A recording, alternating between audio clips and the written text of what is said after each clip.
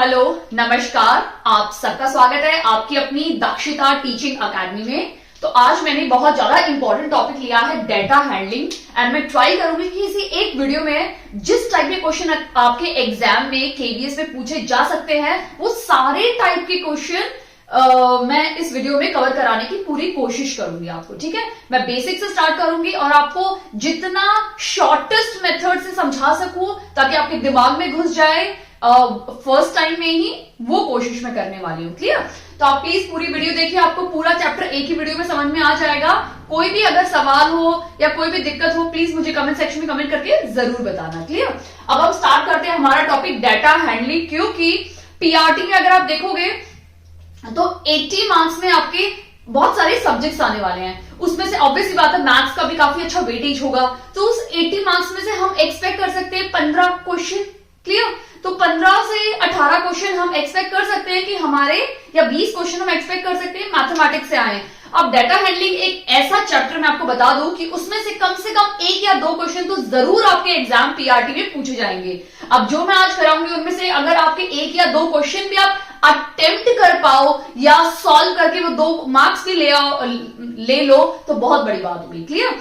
मैं ये नहीं बोल रही कि जो मैं कराऊंगी वही एग्जैक्टली एग्जाम में आएगा, बट जो मैं पूरा वीडियो में कराऊंगी उनमें से कुछ आपके एग्जाम में जरूर पूछे जा सकते हैं। क्लियर? अब हम वीडियो स्टार्ट करते हैं। सबसे पहले हम देखते हैं डेटा हैंडलिंग। ये डेटा हैंडलिंग होता क्या है? ठीक है, डेटा क्या होता है हम पहले वो देख लेते हैं।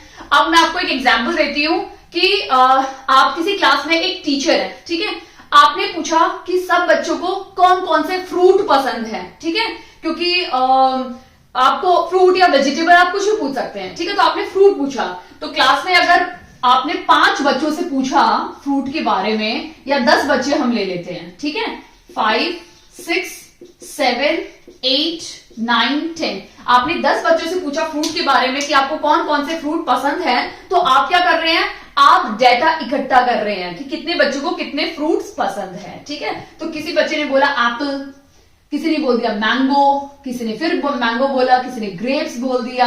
ठीक है, फिर से एक बच्चे ने एप्पल बोला, फिर मैंगो मैंगो मैंगो, और एक लास्ट वाले बच्चे ने ग्रेप्स बोल दिया। तो ये आपने क्या किया है? ये आपने डेटा लेना शुरू किया है बच्चों से कि अच्छा आपको कौन सा फ्रूट पसंद है, आपको कौन सा फ्रूट पसंद है, आपको कौन सा फ्रूट पसंद है। तो आपने यहां पे क्या किया?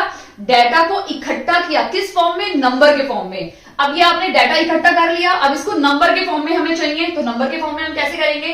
क्योंकि हमारे पास एप्पल है, मैंगो और ग्रेप्स ही है, तो मैं क्या करूंगी? यहां लिख दूंगी एप्पल।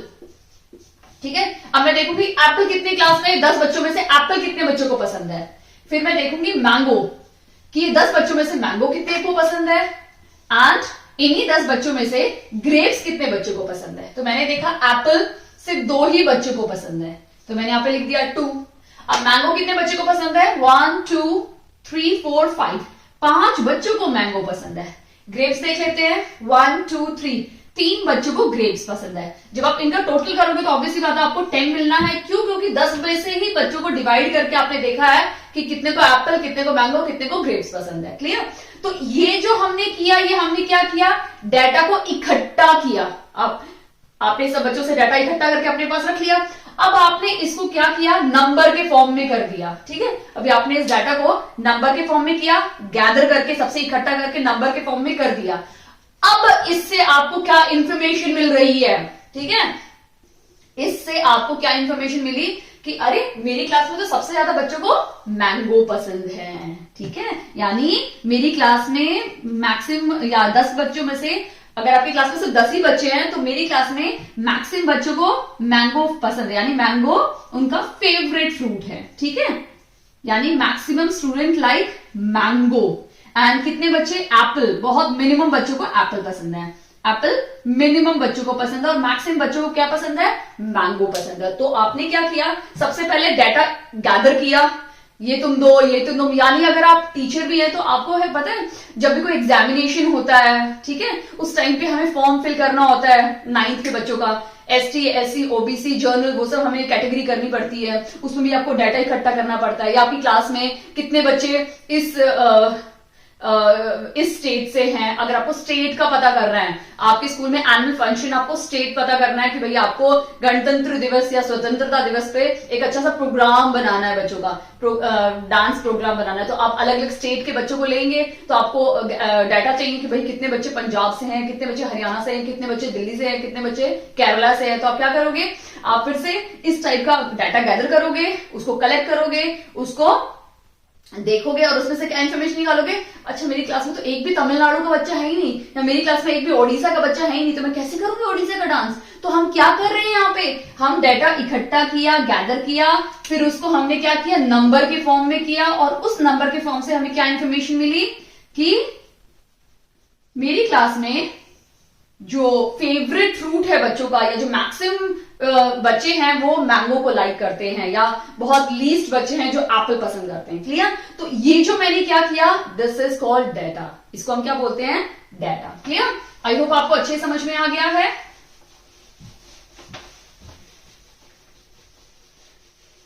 तो हमने क्या क्या टॉपिक किया, सबसे पहले हमने कंप्लीट किया डाटा। ठीक है। इसके बाद कई बार इस डाटा को हम रिकॉर्ड करके भी रखते हैं, जैसे 10th का बोर्ड का एग्जाम का पेपर होता है, तो हम देखते हैं भाई 90% से ऊपर बच्चे कितने हैं, हम उस डाटा को फिर क्या करते हैं, गैदर करके रखते हैं, संभाल के रखते हैं। ठीक है। तो पहले तो क्या पेपर में संभाल के रखते थे, आजकल हम क्या करते हैं, कंप्यूटराइज सिस्टम हो गया है, तो कंप्यूटर में हम स्टोर कर देते हैं कि अच्छा 2000 या अभी जो 2020 वाले बच्चों में से कितने बच्चों को 90 अबव मिले, कितने बच्चे फेल हो गए, वो डाटा गैदर हो गया। वैसे ही 2021 का, 2022 का, 2023 का सब गैदर है, इवन जब से स्कूल बना है तब का डाटा उसमें मिलेगा आपको। क्लियर। तो ये सब क्या होता है, हम डाटा इकट्ठा करते हैं, उनको गैदर करते हैं, उनमें से नंबर्स के फॉर्म में इंफॉर्मेशन निकालते हैं, फिर हम ये सब स्टोर करते हैं अपने कंप्यूटर्स में। ठीक है।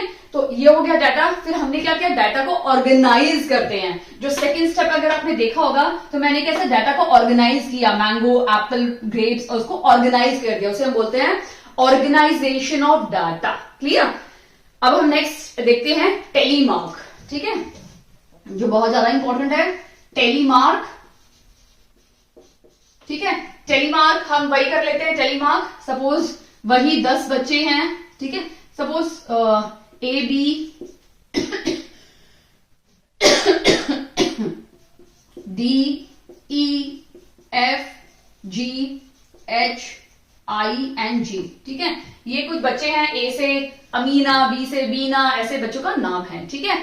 अब हम देख लेते हैं अमीना को कौन सा फ्रूट पसंद है, अमीना को पसंद है एप्पल। ठीक है।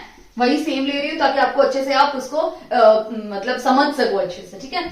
बी को पसंद है मैंगो, सी को फिर से मैंगो पसंद है, डी को ग्रेप्स पसंद है। ठीक है। ई को फिर से मैंगो पसंद है, एफ को भी मैंगो पसंद है। ठीक है। जी को फिर से ग्रेप्स पसंद है, एच को भी मैंगो पसंद है, आई को भी मैंगो पसंद है, और लास्ट जो जे है उसको क्या पसंद है, एप्पल। क्लियर। तो ये मेरा स्टैटिस्टिक हो गया। ठीक है। मैंगो लिख देती हूं मैं यहाँ पे। अब मुझे क्या करना है, टेलीमार्क बनाना है। ठीक है। तो मैं क्या करूंगी, सबसे पहले हमारे पास अगर आप देखोगे तो मेरे पास सिर्फ एप्पल है, मैंगो है, ग्रेप्स है। तो मैं सबसे पहले यहाँ पे फ्रूट्स लिख देती हूँ। ठीक है। मैंने यहां लिख दिया फ्रूट्स, एप्पल, मैंगो, ग्रेप्स। ठीक है। अब मैं बीच का जो बनाऊंगी वो मेरा होगा टेलीमार्क। ठीक है। मैं इसका टेलीमार्क बनाने वाली हूं। ठीक है। और लास्ट में हमारा होगा फ्रीक्वेंसी। फिर मैं आपको बताऊंगी कि फ्रीक्वेंसी होती क्या है। ठीक है। क्लियर।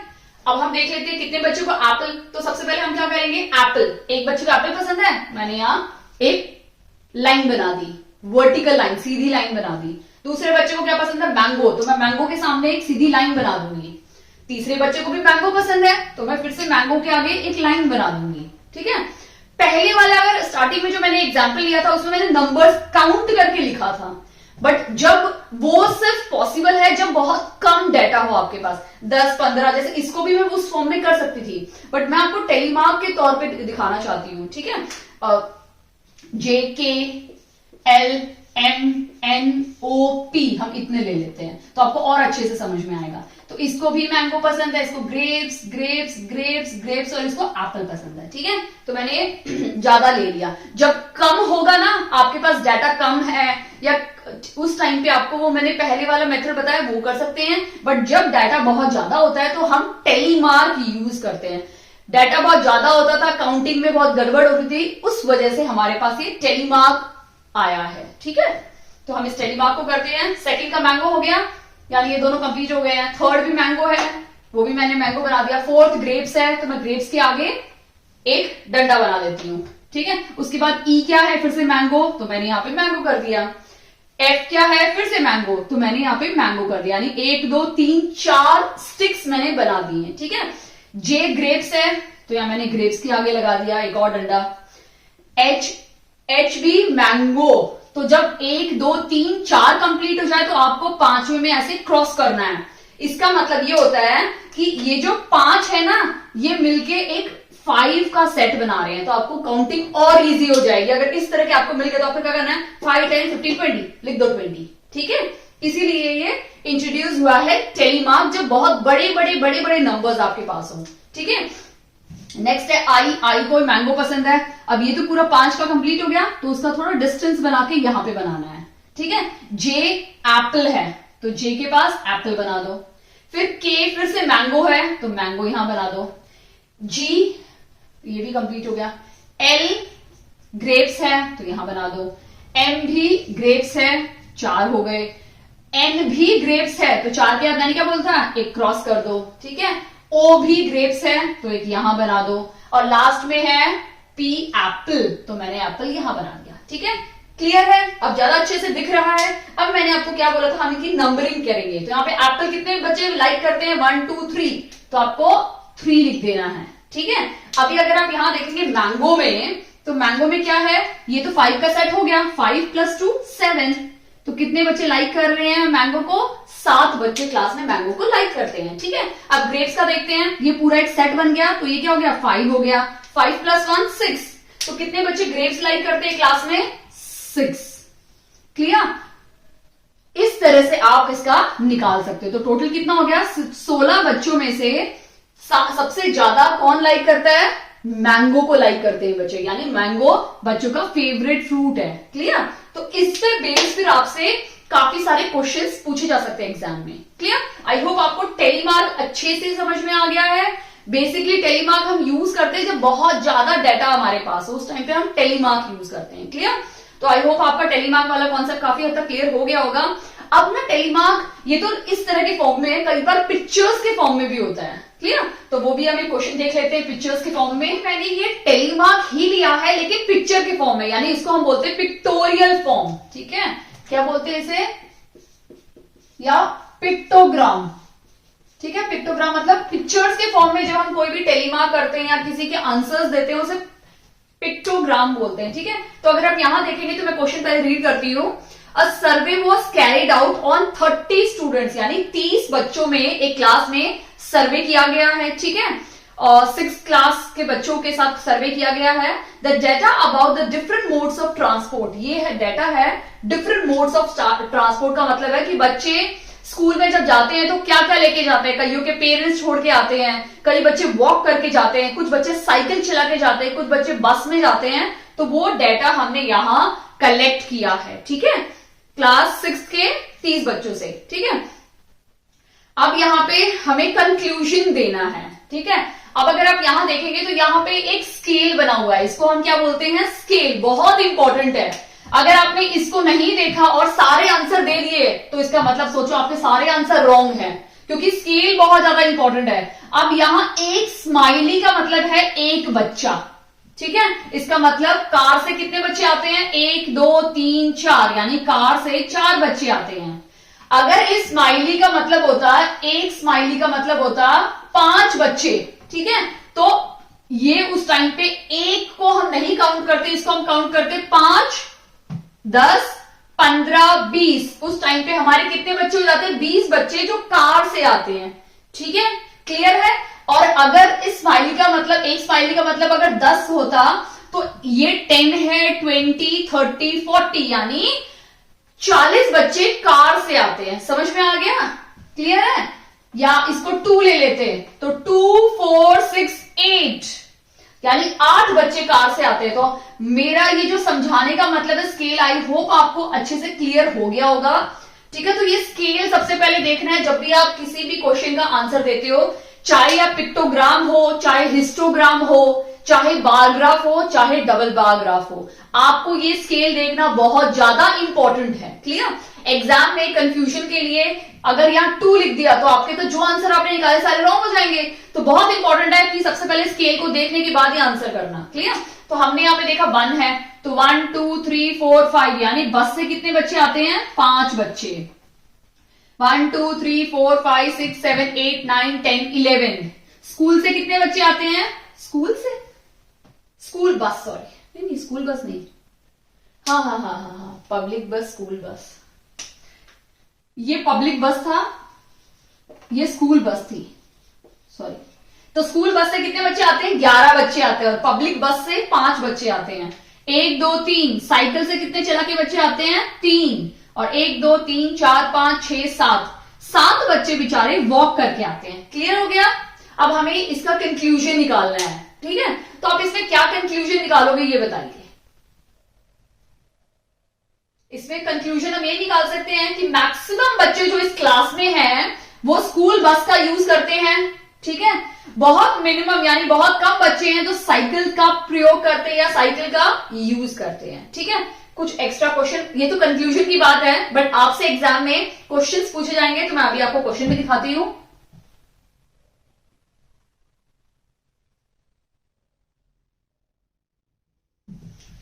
क्वेश्चन पूछा जा सकता है कि कितने बच्चे स्कूल बस का यूज करते हैं। How many students are using school bus while coming to school, यानी स्कूल आते समय कितने बच्चे स्कूल बस का प्रयोग करते हैं। तो हमारे यहाँ पे 11 आंसर है, तो वहां पे आप 11 को टिक कर देना। अगर option A B C D में जो भी है आप 11 को टिक कर दो, यानी 11 नंबर को सही उत्तर बता दो। ठीक है, अब इसमें अगर पूछेंगे कि कितने बच्चे कार से आते हैं, तो कार क्या है? 1 2 3 4 बच्चे कार से आते हैं। अगर इसे पूछा कि सबसे ज्यादा बच्चे कौन से ट्रांसपोर्टेशन का यूज करते हैं, तो यहां पे सबसे ज्यादा बच्चे किसका यूज कर रहे हैं? स्कूल बस का यूज कर रहे हैं। तो आपको यह लिखना पड़ेगा कि स्कूल बस का यूज सबसे ज्यादा बच्चे कर रहे हैं। सबसे कम कौन से ट्रांसपोर्ट का सबसे कम प्रयोग कर रहे हैं, वो है साइकिल, क्योंकि बच्चे साइकिल से बहुत कम आ रहे हैं। ठीक है, तो आप इस तरह से इनके आंसर्स आपके एग्जाम में पूछे जाएंगे और आपको इस तरह से आंसर्स देने हैं। तो पिक्टोग्राम में आपको एक चीज ध्यान में देनी है, सिर्फ स्केल देखना है और फिर इनके आंसर्स देने हैं, तो डेफिनेटली आपके सही उत्तर आएंगे, क्योंकि क्वेश्चन इसी तरह से आपके एग्जाम में पूछे जाएंगे। क्लियर?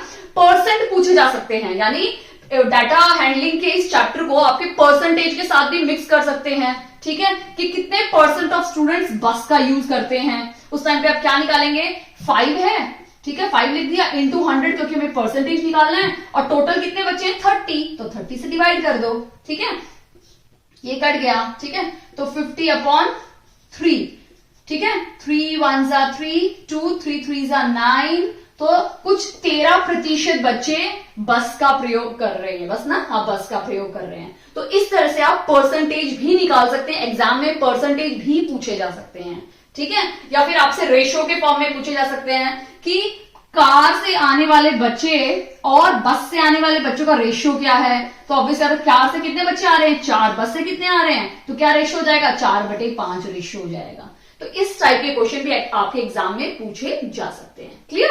आई होप आपको अच्छे समझ में आ गया है। अब हम नेक्स्ट फॉर्म देखते हैं। पिक्टोग्राम के बाद हम देखेंगे मीन क्या होता है, जो बहुत ज्यादा इंपॉर्टेंट है और उस पर भी क्वेश्चन आपके एग्जाम में पूछे जा सकते हैं। कंफर्म मैं भी नहीं बता रही हूं, बट हाँ, ऑब्वियस सी बात है, ये टॉपिक अगर एग्जाम में आपको सिलेबस में दिया हुआ है तो क्वेश्चन तो डेफिनेटली आएंगे। कौन से आएंगे वो कोई नहीं बता सकता, लेकिन इनमें से ही आएंगे वो मैं बता सकती हूँ। क्लियर? टॉपिक करेंगे वो है मीन। ठीक है, तो मैं यहाँ पे लिख देती हूँ मीन। ठीक है, अब हम मीन करेंगे। मीन में काफी सारी चीजें हम करने वाले हैं। उसमें हम सबसे पहले करेंगे क्लास इंटरवल। ठीक है, क्लास इंटरवल। ठीक है, इसी में हम रेंज करेंगे, तो मैं उसको बाद में लिख देती हूँ। ठीक है, तो सबसे पहले मैं आपको मीन बता दूं, मीन होता क्या है, या उसको अरिथमेटिक मीन भी बोलते हैं। ठीक है, इसका फॉर्मूला क्या होता है, अरिथमेटिक मीन का फॉर्मूला होता है sum of all the observation upon number of observation. ठीक है, सम ऑफ ऑल ऑब्जर्वेशन, ठीक है, अपॉन नंबर ऑफ ऑब्जर्वेशन। अब ये all observation, some like total number of observation या सम ऑफ ऑल ऑब्जर्वेशन, ये मैं आपको समझा देती हूं। ठीक है, मैंने एक क्वेश्चन लिया है, या पहले मैं मीन समझा देती हूँ, उसके बाद क्लास इंटरवल उस पर आती हूँ। बहुत सिंपल है, sum of all observation. Suppose आपकी क्लास में आपकी बेस्ट फ्रेंड्स है, ठीक है, और आप उन सभी बेस्ट फ्रेंड से, आपने आपकी 5 बेस्ट फ्रेंड है, 2 3 4 5, और उनका कोई भी रैंडम नेम है। आपने सबसे पूछा, ठीक है, कि भाई चलो हम ऐसा करते हैं, हमारे जो मैथ्स में 20 में से मार्क्स आए ना, उसमें हम डिस्कस करते हैं कि किसको कितने मार्क्स मिले हैं। अब भाई फ्रेंड्स है तो ऑब्वियसली बात, वो डिस्कस तो करेंगे। तो पहली फ्रेंड ने बोला, अरे मुझे 20 में से मैथ्स में 20 में से मुझे 15 मिले हैं। तो दूसरी बोलेगी, अरे वाह मुझे 18 मिला। तीसरी बोलेगी, मुझे तो सिर्फ 10 ही नंबर मिले हैं। चौथी बोलेगी, मुझे 12 नंबर मिले हैं। और फिफ्थ बोलेगी, अरे मुझे तो 20 में से 20 मिले हैं। तो ये 5 दोस्त हैं जिनके मैथ्स में 20 में से नंबर हैं। अब हमें इन सबका क्या निकालना है, मीन निकालना है। तो मैंने सबसे पहले ऊपर क्या लिखा है, सम ऑफ। ठीक है, सम का मतलब होता है प्लस करना है, प्लस यानी इन सबको हमें प्लस करना है। ऑल ऑब्जर्वेशन, तो ये ऑब्जर्वेशन है, ये सारी क्या है, ऑब्जर्वेशंस हैं। इन सबको हमें क्या करना है, प्लस करना है। ठीक है, तो चलो हम प्लस करते हैं इन सबको। तो कैसे लिखेंगे, 15 प्लस 18 प्लस 10 प्लस 15 प्लस 20 लिख दिया। सबको सम किया, सभी को ऑब्जर्वेशंस को। नीचे क्या लिखा है, नंबर, सॉरी मैं ये NO लिख देती हूं, लेकिन ये नंबर ऑफ ऑब्जर्वेशन होता है, नंबर ऑफ ऑब्जर्वेशन। इसका मतलब होता है कितनी ऑब्जर्वेशन है, 1 2 3 4 5, 5 ही ऑब्जर्वेशन है, तो हम 5 लिख देंगे। क्लियर है, आई होप आपको ये अभी कॉन्सेप्ट क्लियर हो गया होगा कि sum of all observation and number of observation का मतलब क्या है। अब हम सबको ऐड कर लेते हैं, 5 8 10 हो गया 18, तो 8 1 कैरी हो गया, 2 3 4 5 6 7, 78 डिवाइड बाई 5, तो इसको डिवाइड कर लेते हैं। 5 1 से 5, 28, 5 3 सॉरी 5 5 से 25, 30.0, 5 6 से 30। तो हमारा जो मीन है वो क्या है, 15.6। ठीक है, इन सभी फ्रेंड्स के जो मार्क्स है उसका जो मीन कितना निकला है, 15.6। एक चीज याद रखना कि सबसे छोटा नंबर यहाँ पे 10 था और सबसे बड़ा नंबर 20 था। तो ऑब्वियसली बात है, इन दोनों नंबर के बीच में ही आपका हमेशा मीन निकलेगा। कभी भी बड़े नंबर से ज्यादा भी नहीं निकलेगा और छोटे नंबर से कम भी मीन कभी नहीं आएगा। मीन हमेशा बड़े नंबर और सबसे छोटे नंबर के बीच की वैल्यू रहती है। ठीक है, क्लियर, आई होप आपको अच्छे समझ में आ गया कि मीन कैसे निकालना है। अब मैं एक क्वेश्चन लेती हूं, उस क्वेश्चन के आधार पे मैं आपको समझाऊंगी क्लास इंटरवल क्या होता है। ठीक है, और क्लास साइज क्या होता है, वो भी बहुत इंपॉर्टेंट है। काफी बार एग्जाम में क्लास साइज भी पूछा जाता है। ठीक है, हायर लिमिट, लोअर लिमिट, वो सब हम इस क्वेश्चन में डिस्कस करने वाले हैं। क्लियर, ओके, अभी हम डिस्कस करते हैं। हमने अभी तक कितना क्या क्या डिस्कस कर लिया। डाटा हो गया हमारा, टेलीमार्क हमने देख लिया, पिक्टोग्राम भी हमने देख लिया, मीन देख लिया। अभी हम डिस्कस करेंगे क्लास इंटरवल और क्लास साइज क्या होता है। ठीक है, तो उसके लिए मुझे ये डाटा लेना ही था, क्योंकि मुझे आपको बना के भी बताना था कैसे बनाते हैं क्लास इंटरवल और क्लास साइज और कैसे पता करते हैं। ठीक है, तो ये मेरे पास डाटा है, तो इसको सबसे पहले हम, ये है मैथ्स के मार्क्स या इंग्लिश के मार्क्स लगा लो। ये है इंग्लिश के मार्क्स 40 स्टूडेंट्स के। ठीक है, ये 40 बच्चों के इंग्लिश के मार्क्स हैं। ठीक है, अब बहुत डिफिकल्ट है भाई, मैं ऐसे फिगर आउट कैसे करूं। तो मैंने क्या बताया था, सबसे पहले हम डाटा मैंने इकट्ठा कर लिया, इसको गैदर भी कर लिया। अब मुझे इसे क्या करना है, इंफॉर्मेशन निकालनी है। क्या यूज करूंगी मैं, टेलीमार्क यूज करूंगी, क्योंकि पिक्टोग्राम तो यूज कर नहीं सकते हो, तो मैं टेलीमार्क यूज करने वाली हूं। ठीक है, अगर मैं यहाँ पे देखूं तो सबसे छोटा नंबर मुझे 5 भी दिख रहा है, 7 भी दिख रही है, यानी 1 डिजिट वाले नंबर भी दिख रहे हैं। ठीक है, तो और सबसे बड़ा नंबर यहाँ पे कोई दिख रहा है, 45 ही है अभी तक, 47, 47 के अलावा कोई बड़ा नंबर नहीं है, तो मैं इसकी बना लेती हूं 0 से 10, 10 से 20, 20 से 30, 30 से 40, 40 से 50, क्योंकि सबसे छोटा नंबर हमारा 47 है, सॉरी सबसे बड़ा नंबर। ठीक है, अब मैं यहां पे टेलीमार्क बनाऊंगी। ठीक है, तो टेलीमार्क शुरू कर देते हैं हम लोग। 21, अब 21 ऑब्वियसली बात है इस लाइन में आएगा, तो यहां पे 1 कर दो। ठीक है, जो कैंसिल होता जा रहा है मैं कैंसिल कर रही हूं। 10, 10 कहां पे आएगा? 10 हमारा आएगा इस नंबर में। ठीक है, यहां 10 नहीं आएगा, यहां से 11 से स्टार्ट होगा, तो 10 कैंसिल हो गया। 30, 30, 30 कैंसिल। 22, 22 यहां पे आ जाएगा, कैंसिल। 33 यहां पे आ जाएगा, कैंसिल। 5 यहां आ जाएगा, कैंसिल। 37, 37 कहां पे आएगा हमारा? इस नंबर पे आएगा। 12, 25 फिर से 12, 42 यहां। ठीक है, तो 42 तक कैंसिल हो चुका है, पूरी लाइन कैंसिल हो गई है। 15, 39, 15 कहां पे आएगा? 39, 26, 32, 26 ये 4 हो गए, तो 26 मैंने कैंसिल कर दिया। 32 तो ये भी पूरा कैंसिल हो गया। 18, 27, 27 यहां पे आएगा, तो थोड़ा डिस्टेंस बना के मैंने स्टार्ट किया।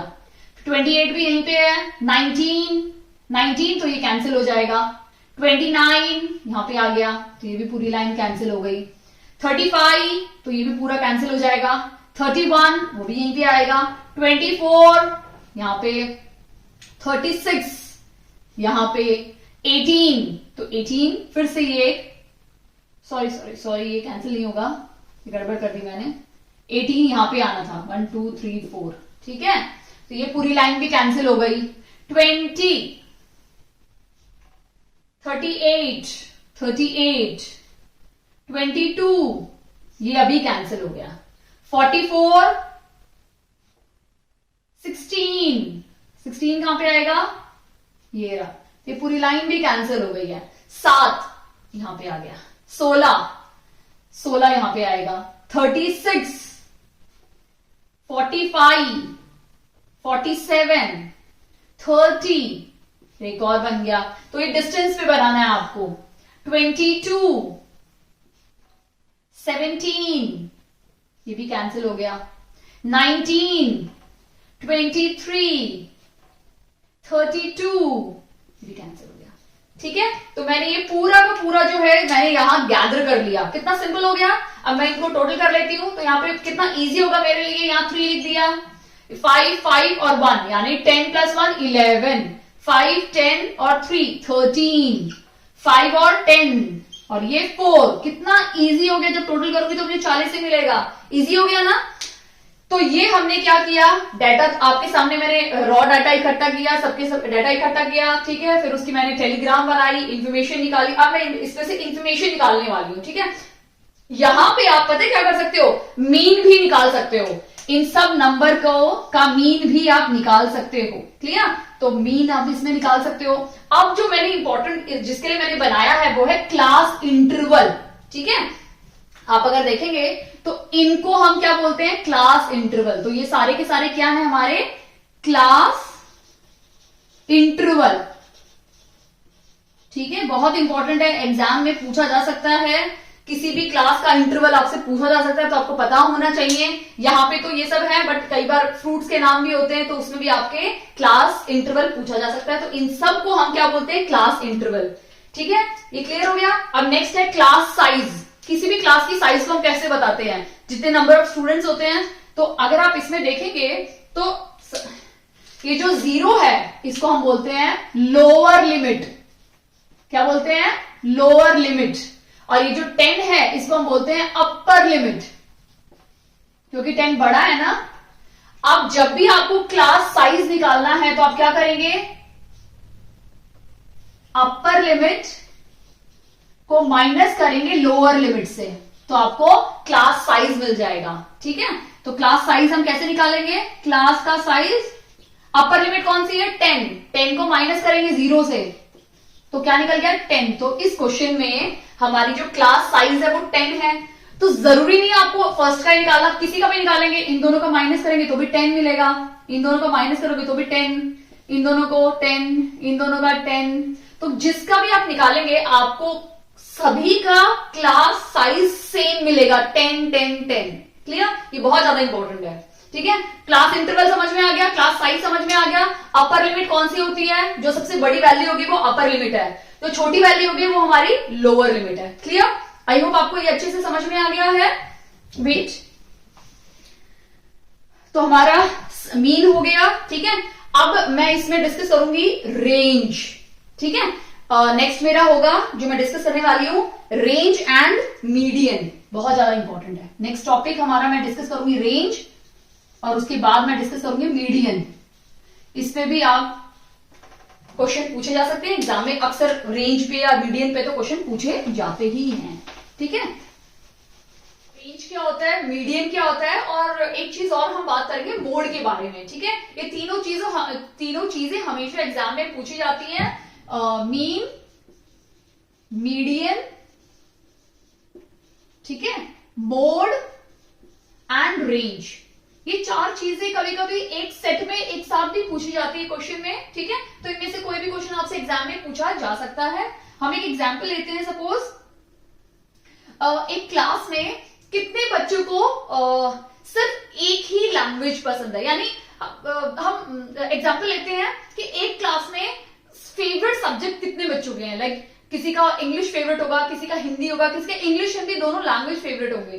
तो उसमें कुछ बच्चों ने जवाब दिया, सपोज ए को पसंद है कि 2 फेवरेट सब्जेक्ट्स हैं, ठीक है, बी के 3 फेवरेट सब्जेक्ट है, सी का सिर्फ एक ही फेवरेट सब्जेक्ट है, ठीक है, डी का भी एक ही फेवरेट सब्जेक्ट है, ठीक है, ई का भी एक ही फेवरेट सब्जेक्ट है, एफ ने भी 2 बोला, ठीक है, एफ जी ने 3 बोल दिए, ठीक है, एच ने बोला ऑल सब्जेक्ट, यानी मेरे 5 के 5 सारे ही फेवरेट सब्जेक्ट हैं, ठीक है, आई जे के और एल, ठीक है।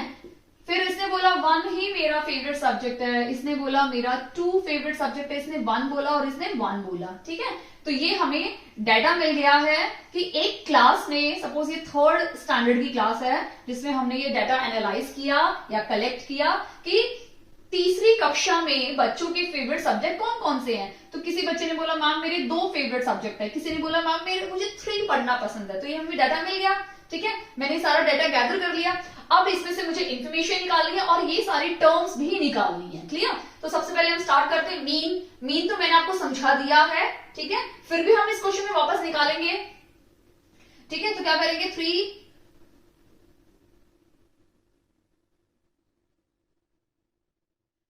सबसे पहले हम देखेंगे टोटल कितना है, 1 2 3 4 5 6 7 8 9 10 11 12, ठीक है। तो मीन के लिए हम क्या करेंगे, 12 लिख देंगे और इन सब को ऐड कर देंगे, ठीक है। 5 6 7 8 9 10 11 12 13 14 15 16 17 18 19 20 21 22 23 निकल गया मेरा, सबको मैंने प्लस कर दिया। अब मैं इसको डिवाइड करूंगी तो क्या हो जाएगा, चलो एक को बढ़ा देती हूँ तो 2 ही मेरा मिल जाएगा, इसको 2 पसंद है, चलो ठीक है। तो ये हो गया यहाँ पे 24। जब मैं इसको कैंसिल करूंगी तो हमारा मीन क्या आ गया, 2। अगर आप देखोगे तो हमारा सबसे छोटा नंबर था 1 और सबसे बड़ा नंबर था 5 और हमारा मीन इन दोनों के बीच में ही आया। मैंने बोला था मीन हमेशा अपर लिमिट और लोअर लिमिट के बीच में ही आएगा, क्लियर। अब हम नेक्स्ट देख लेते हैं, तो मीन तो क्लियर हो गया। अब मीडियन देखते हैं। मैंने बोला था मीडियन क्या होता है, बीच का पॉइंट, मिड पॉइंट को हम मीडियन बोलते हैं, ठीक है। तो यहाँ पे मीडियन क्या है हमारा, सबसे पहले हम मीडियन के लिए आपको एक चीज ध्यान में रखनी है, या फिर आपको पूरी की पूरी जो डाटा हमें मिला हुआ है उसको असेंडिंग या डिसेंडिंग ऑर्डर में अरेंज करना है, क्लियर। तो हम इसको असेंडिंग या डिसेंडिंग ऑर्डर में अरेंज करेंगे। तो अरेंज करते हैं 1 3 4 5 3 4 5, ठीक है। उसके बाद 2 देख लेते हैं, 1 2 3 4, 4 बार 2 है, 2 3 4, ठीक है। उसके बाद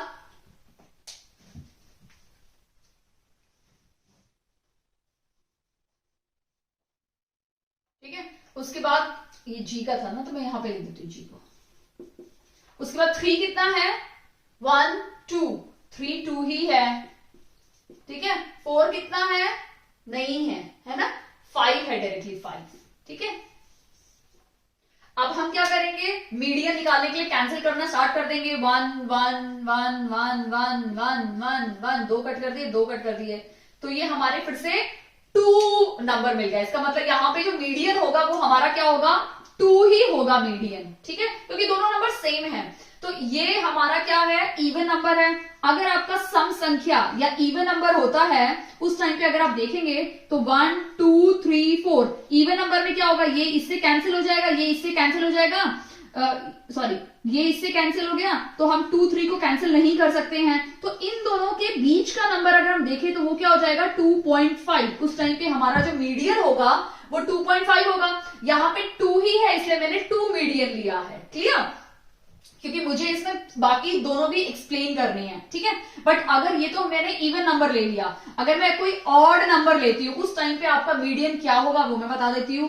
1 2 3, ये मैंने 3 ऑड नंबर ले लिए, इस टाइम पे ये दोनों कैंसिल हो गए, तो मेरा मीडियन क्या हो गया, 2 हो गया। मीडियन होता है बीच का नंबर,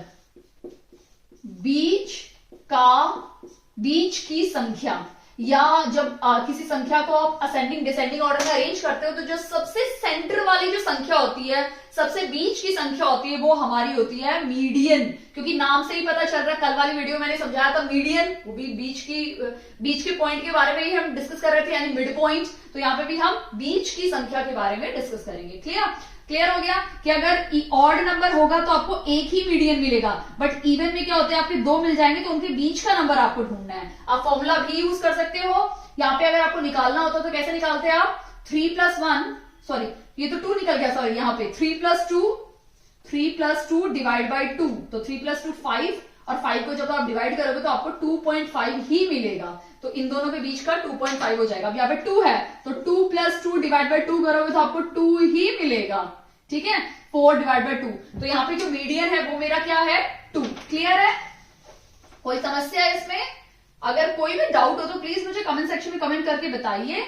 अब मीडियन के बाद हम नेक्स्ट देखते हैं मोड का मतलब होता है जब कोई भी नंबर बार बार लगातार रिपीट होता रहता है, ठीक है, उसको हम बोलते हैं मोड, ठीक है, या ज्यादा बार आने वाली संख्या को मोड बोलते हैं, ठीक है। जब कोई ज्यादा बार कोई संख्या बार बार आए उसको हम मोड बोलते हैं। तो अगर आप यहां देखोगे तो 1 नंबर कितनी बार आया हुआ है, 5 बार, ठीक है। 2 नंबर कितनी बार आया हुआ है, 2 नंबर को देखो 4 बार, ठीक है, और 3 नंबर सिर्फ 2 बार, और 5 नंबर सिर्फ 1 बार, यानी जो एक नंबर है वो 5 बार आया है, तो यहां पे मोड क्या हो जाएगा, हमारा मोड हो जाएगा 1, क्लियर। मीडियन क्या होगा इस क्वेश्चन में, मीडियन हमारा हो जाएगा इस क्वेश्चन में 2, मीन क्या हो जाएगा इस क्वेश्चन में हमारा 2, ठीक है। लगभग सब पास नहीं आएगा। अब हमें निकालना है रेंज का मतलब होता है, इससे पहले मैंने आपको समझाया था class size, upper limit minus lower limit, यहां पे भी हमें कुछ ऐसा ही करना है, रेंज निकालना है। सबसे बड़ा नंबर जो होगा उसको सबसे छोटे नंबर से माइनस करना है तो आपको रेंज मिल जाएगा, क्लियर। तो यहाँ पे अगर हम रेंज निकाले तो क्या हो जाएगा, हाईएस्ट नंबर, सबसे बड़ा नंबर कौन सा है 5, माइनस सबसे छोटा नंबर क्या है 1, इसको माइनस करोगे आपको 4 मिल जाएगा। तो इस क्वेश्चन में हमारी रेंज क्या है 4, मीन क्या है 2, मीडियन क्या है 2, और मोड क्या है 1। आई होप आपको अच्छे से समझ में आ गया है। तो रेंज का फॉर्मूला भी सेम है, higher number minus lower number, higher number minus lower number. जो आप बड़े नंबर को छोटे नंबर से माइनस करते हो तो आपको क्या मिलेगा, रेंज, क्लियर, समझ में आ गया। तो ये चारों बहुत ज्यादा इंपॉर्टेंट है। मीन का फॉर्मूला है तो आप उसके हिसाब से कीजिए, मीडियन बीच का नंबर निकालना है, मोड में आपको देखना है कौन सा नंबर बहुत बार रिपीट हो रहा है उसी को लिखना है। रेंज के लिए तो फॉर्मूला मैंने बता दिया, higher number minus lower number, clear. ये फॉर्मूला है हमारा रेंज का, या बड़ा बड़ी संख्या माइनस छोटी संख्या।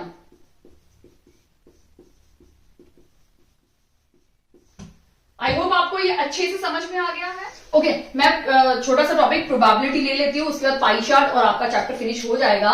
ठीक है, तो इतनी चीजें भी अगर आप पढ़ के चले गए इस चैप्टर में तो डेफिनेटली, देखो मैं गारंटी नहीं ले रही हूं, लेकिन हाँ बाय गॉड ग्रेस कुछ तो इसमें से जरूर आएगा, क्योंकि मैंने ऑलमोस्ट सारे टॉपिक कवर किए हैं इसमें।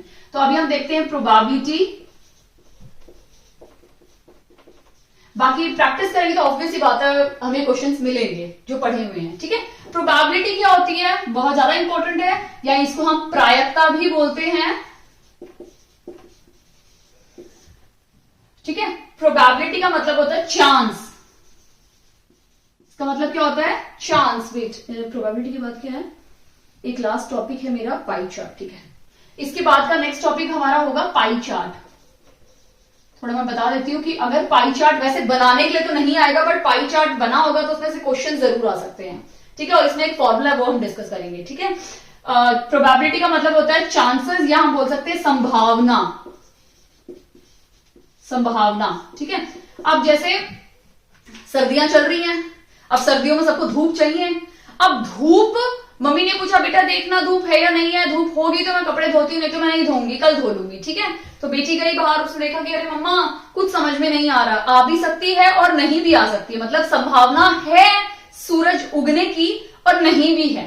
तो जब आप इस टाइप की कस्मकस में पड़ जाते हो कि संभावना हो भी सकती है नहीं भी हो सकती है, उस टाइम पे आपका ये शब्द प्रायिकता या प्रोबेबिलिटी बीच में कूद आ जाता है, मतलब कूद के आ जाता है। ठीक है, तो इतना समझ में आ गया। प्रोबेबिलिटी क्या होती है, चांसेस बोल सकते हैं, या किसी भी काम को करने की संभावना। अब मम्मी ने बोला बेटा जा ये काम कर दे, जब मूड था तब तो हाँ भर ली आपने, हाँ मम्मी कर दूंगा, और फिर धीरे धीरे मूड बदलता जा रहा है कि भाई चलो सर्दी है सो जाता हूं मैं। अब मम्मी ने बोला कर दे ना, कर नहीं रहा तो आप क्या बोलोगे, मम्मा मेरा मन नहीं करना है, देखती हूँ। तो आप खुद कंफ्यूज होते हो कि यार मैं करूं या ना करूं, मेरा समझ में नहीं आ रहा, तो वो वहां फिर से कूद गई आपकी probability. Clear?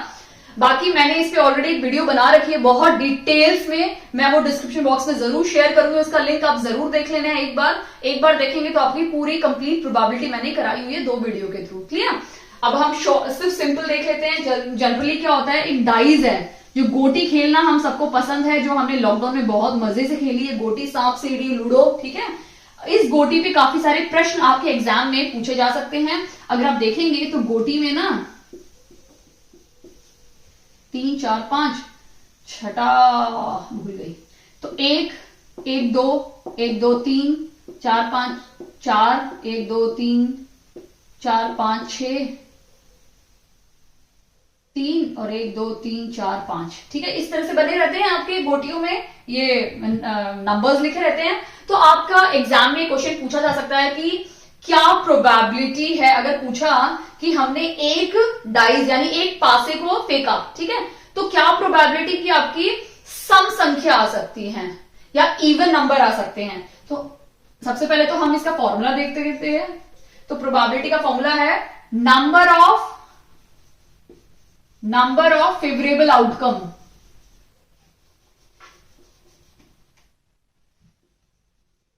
Number of favourable outcome upon total number of outcome.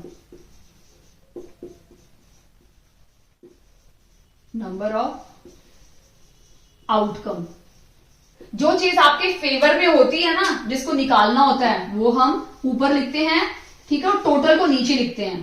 Probability में एक चीज ध्यान देना कि जब भी आप इस तरह से कोई रेशियो बनाते हो तो नीचे वाला डिनोमिनेटर हमेशा बड़ा होता है न्यूमरेटर से।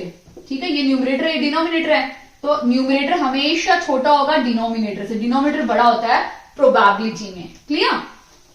एक चीज ध्यान देनी आपने, जब भी आप ऑप्शन को एलिमिनेट करेंगे तो आपको बहुत हेल्प मिलेगी। ठीक है, अब ये बोला है फेवरेबल आउटकम का मतलब क्या होता है कि अब मैंने आपसे बोला था वो जो पासे वाली बात हुई थी मेरी, ठीक है, अब उसमें नंबर्स लिखे हुए हैं 1 2 6 3 4 5। ठीक है, इस तरह से नंबर्स लिखे हुए हैं। अब अगर हम देखेंगे तो इसके फेवरेबल आउटकम कितने हैं, कितने होंगे, 1 आ सकता है, 2 आ सकता है, 3 आ सकता है, 4 आ सकता है, 5 आ सकता है, 6 आ सकता है। ये सारे नंबर्स आपके पूछे, मतलब ये सारे नंबर आ सकते हैं जब एक पासा आप फेंकते हो। एक डाइस को फेंकोगे, पासा फेंकोगे, तो ये सारे नंबर पूरे पूरे आने के चांसेस हैं। एक आ सकता है आपका, दो आ सकता है, तीन आ सकता है, चार आ सकता है और पांच छह आ सकता है। ठीक है, अब अगर मैं पूछती हूं कि भाई आपके पास इवन नंबर आने के क्या चांसेस है या सम संख्या आने के क्या चांसेस है, तो सम क्या क्या है, 2, 4 और 6, ये तीनों ही है हमारी इवन नंबर्स। तो इवन नंबर आने की प्रोबेबिलिटी क्या हो जाएगी, 1, 2, 3, कितनी, 3, और ये टोटल कितने हैं, 1, 2, 3, 4, 5, 6, टोटल कितने हैं, 6, तो 3/6। जब भी इस तरह से आप टोटल लिखते हैं तो नीचे लिख दो 6 लिख दिया टोटल। अब इस इवन नंबर कितने हैं, 1, 2, 3, 3/6।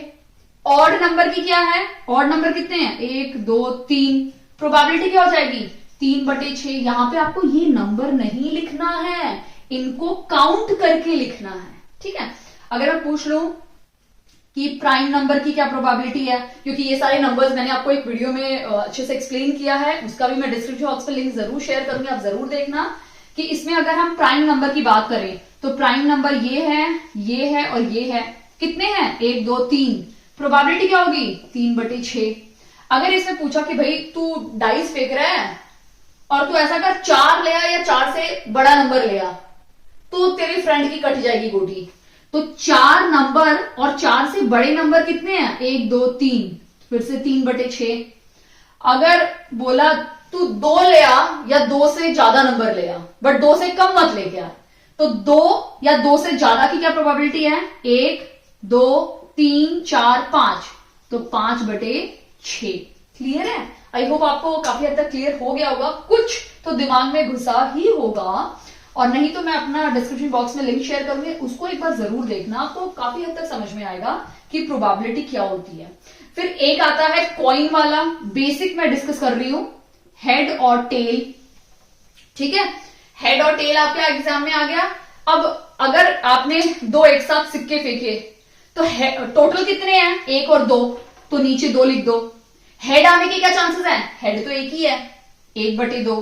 टेल आने के क्या चांसेस हैं, पहले 2 लिख दो, टेल आने के 1, तो 1/2, 1/2।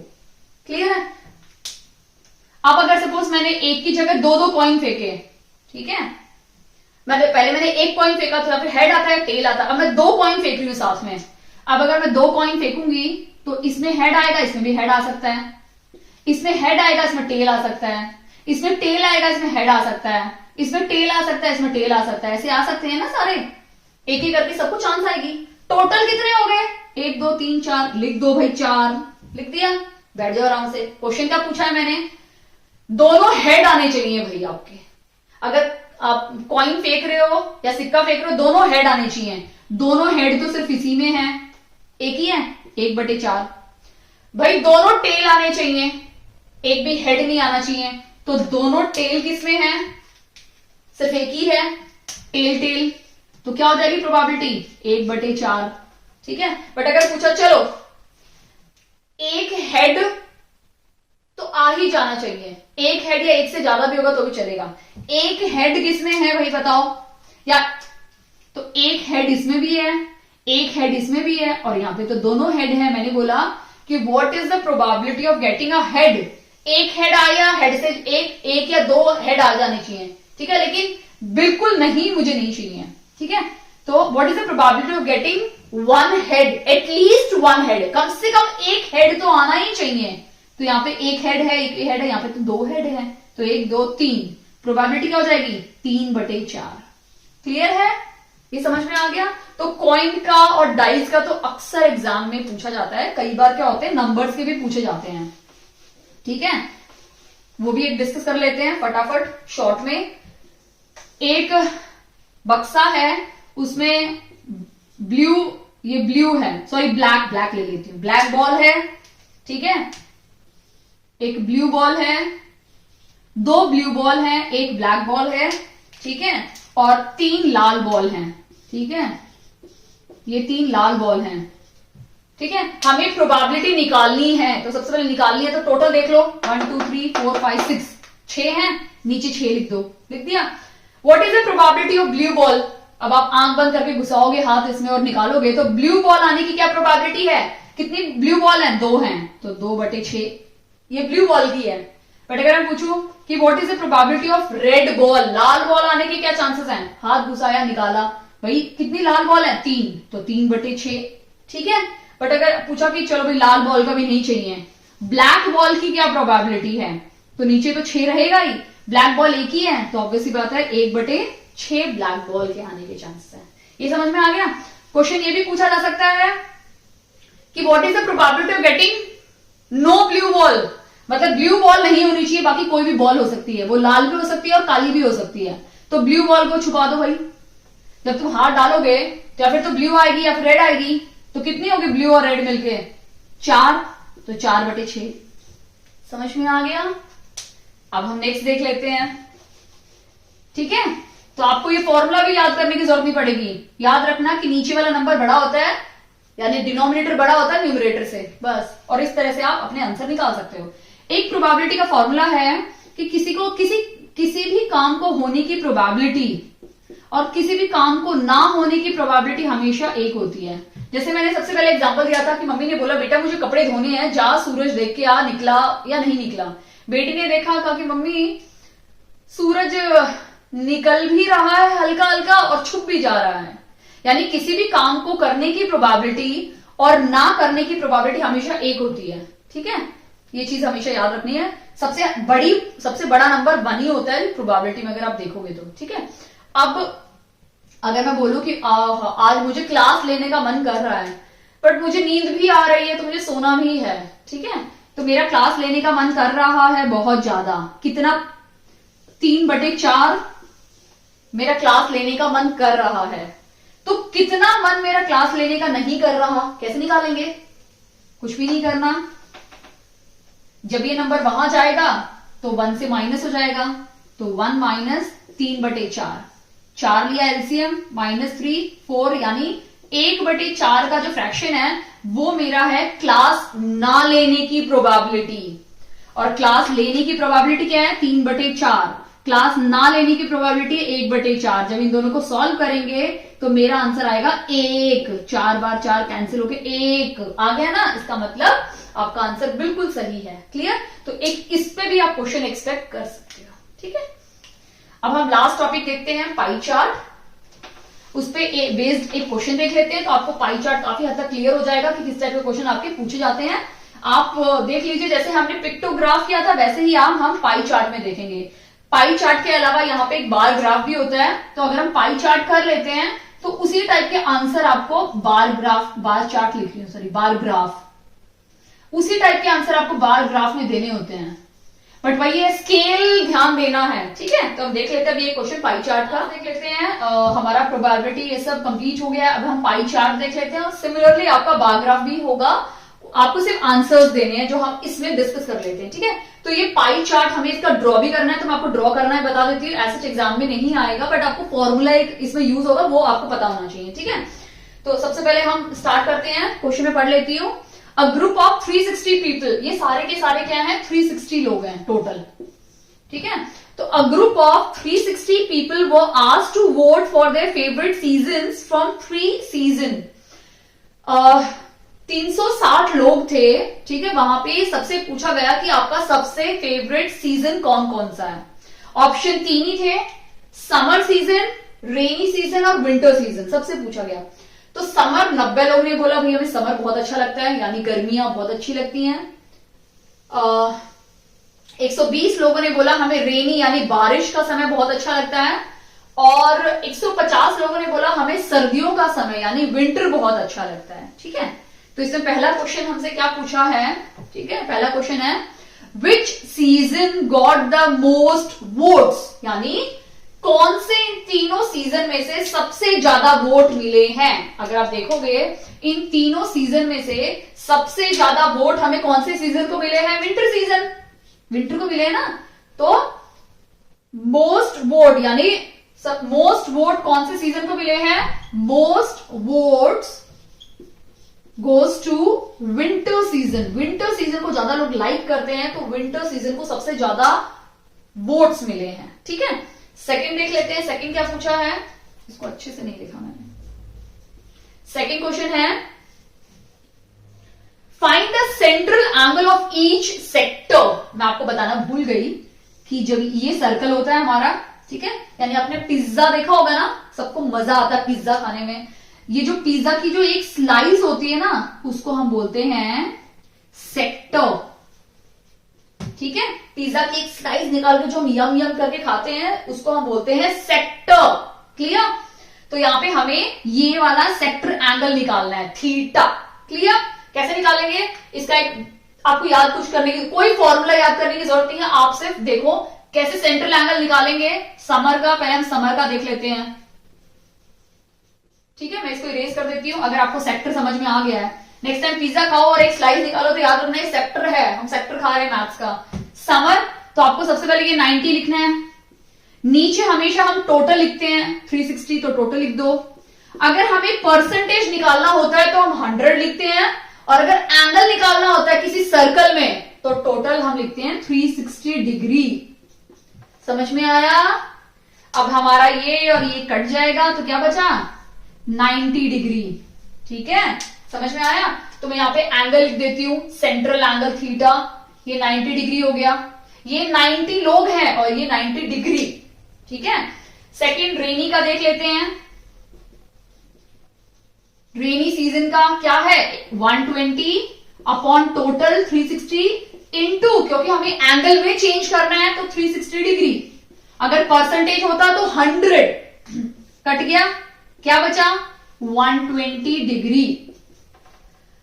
यहां लिख देते हैं 120 डिग्री। वैसे ही हम विंटर का निकाल लेते हैं। तीसरा विंटर क्या है? 150 अपॉन 360 इंटू 360 डिग्री। परसेंटेज निकालते तो क्या लिखते? 100। मैं इसलिए बार बार रिपीट कर रही हूं क्योंकि हम बार बार रिपीट करने से वो कहीं ना कहीं यहां घुस जाता है, ठीक है। 150 डिग्री, ठीक है। तो यहां पे आ गया 150 डिग्री। ये क्लियर है? क्योंकि क्वेश्चन नंबर 2 में हमसे पूछा था सेंट्रल एंगल सबका निकालना है, तो मैंने आपको समझा दिया। जो वैल्यू है उसको लिखो अपॉन टोटल इंटू 360 डिग्री, क्योंकि एंगल में चेंज करना है। 100 लिखते जो हमें अगर इसको परसेंटेज में चेंज करते हैं, ठीक है। तो फॉर्मूले रहने तो बस ये वाला मेथड याद रखो, ठीक है। लास्ट पूछा है ड्रॉ पाई चार्ट, तो अभी हमें इस इंफॉर्मेशन की पाई चार्ट बनानी है। इसका तो अभी कोई काम नहीं है तो मैं इरेज कर देती हूँ सारा, क्योंकि अब हम यहाँ पे पाई चार्ट बनाएंगे। तो भाई पिज्जा सबने देखा हुआ है, मजा आता है खाने में पिज्जा, तो अभी हम पिज्जा ही बनाएंगे। लेकिन पिज्जा वालों के पास क्या होता है? ऑप्शंस रहते हैं, वो उसको कटर से कट करके साइज में कर देते हैं जितने आपको स्लाइस चाहिए होते हैं। यहाँ पे हम क्वेश्चन के अकॉर्डिंग अपने स्लाइस बनाएंगे। तो सबसे पहले पाई चार्ट हमेशा सर्कल में बनता है, एक चीज याद रखनी है, ठीक है। वो जो मैंने आपको बताया था ये स्लाइस, इसको हम सेक्टर बोलते हैं। तो यहाँ पे कितने सेक्टर बनेंगे? 1 2 3, 3 सेक्टर्स बनेंगे। तो सेंटर, यहां से स्टार्ट करते हैं, एक लाइन खींच दो सबसे पहले, और 90 डिग्री तो ये स्ट्रेट बन जाएगा, तो ये हमारा 90 डिग्री बन गया। तो ये हमारा क्या है? समर। 90 डिग्री था ना समर, बना दिया 90 डिग्री। फिर है 120 डिग्री, तो ऑब्वियसली बात है 180 से कम ही होगा, तो सबसे पहले 90, और 90 से 30 और आगे लोगे तो ये बन जाएगा हमारा 120 डिग्री। तो बचा हुआ क्या बन जाएगा हमारा? 150 डिग्री। 120 क्या है हमारा? रेनी सीजन, और 150 क्या है हमारा? Winter season. तो ये हमारा रेनी बन गया, ये हमारा विंटर बन गया। क्लियर है? तो इस तरह से आपको पाई चार्ट बनाना है, तो इसे हम बोलते हैं पाई चार्ट। और ये जो एंगल्स है ना, ये सारे, इनको बोलते हैं सेंट्रल एंगल, सेंट्रल एंगल। और इस एक पोर्शन को बोलते हैं सेक्टर। किससे मिलके बनता है? 2 रेडियस से। ये सर्कल है, ये रेडियस है हमारा, ये भी रेडियस है हमारा, तो इन दोनों से मिलके हमारा क्या बना? सेक्टर। क्लियर? आई होप आपको अच्छे समझ में आ गया ये सारा।